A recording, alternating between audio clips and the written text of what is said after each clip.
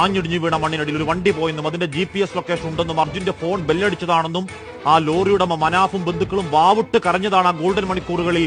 അത് കേട്ടെന്ന് പോലും നടിക്കാതെ ഒരു FIR ഇടാതെ മണ്ണുമലയ്ക്ക് മുന്നിൽ 3.25 ഹിറ്റാച്ചിയുമായി കുഞ്ഞു കളിച്ചവരാണ്. ഇനിയും പൊതിഞ്ഞു പറയേണ്ടതല്ല, അത് പൊറുക്കാവതല്ല. ആ കോഴിക്കോട്ടെ ഒരു വീടിന്റെ വേദന നാടിന്റെ വേദനയാകുമ്പോഴാണ് രാഷ്ട്രീയ നേതൃത്വം ഇടപെട്ടപ്പോൾ മാത്രമാണ് ആ കല്ലിന് കാറ്റുപിടിച്ച സംവിധാനം അനക്കം വെച്ചത്. ഇന്നലെ ഉച്ചയ്ക്കാണ്. അപ്പോഴാ പ്രാണൻ മണ്ണിനടിയിൽപ്പെട്ട് മണിക്കൂറുകൾ 75.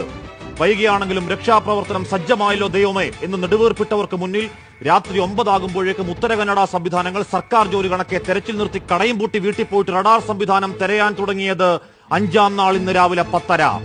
നമ്മുടെ ഒരു കൂടപ്പിറപ്പ് മണ്ണിനടിയിൽപ്പെട്ട് രാപ്പകൽക്കിപ്പുറവും ഒരു സൂചനയും കിട്ടുന്നില്ലെങ്കിൽ കേന്ദ്ര കർണാടക സർക്കാരുകൾ നെഞ്ചിൽ കൈവച്ചെന്ന് പറയണം.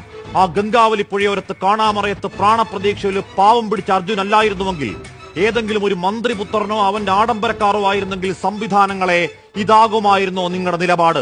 പെരുമഴയെന്നും നനഞ്ഞ മണ്ണെന്നും സാങ്കേതികത ഞങ്ങളോട് പറയല്ലേ. പെട്ടിമുടിയും പുത്തുമലയും കണ്ടവരാണ്, കവളപ്പാറയും കൂട്ടിക്കലും കണ്ടവരാണ്, മഹാപ്രളയം കണ്ടവരാണ്, ജീവൻ പണയം വെച്ചും പ്രാണൻ കാത്തവരാണ്. കഴിയുന്നില്ലെങ്കിൽ മാറി നിൽക്ക്, ഞങ്ങൾക്കറിയാം ഞങ്ങളുടെ കൂടപ്പിറപ്പിന്റെ പ്രാണൻ കാക്കാൻ. അത് ബഹുമാനക്കുറവല്ല സാറുമാരെ, സങ്കടത്തിൽ പറയുന്നതാണ്. ചെറിയ പ്രായത്തിൽ പെയിന്റ് പണിയിൽ തുടങ്ങി അച്ഛന്റെ പ്രാരാബ്ദം ഏറ്റെടുത്തവനാണ്.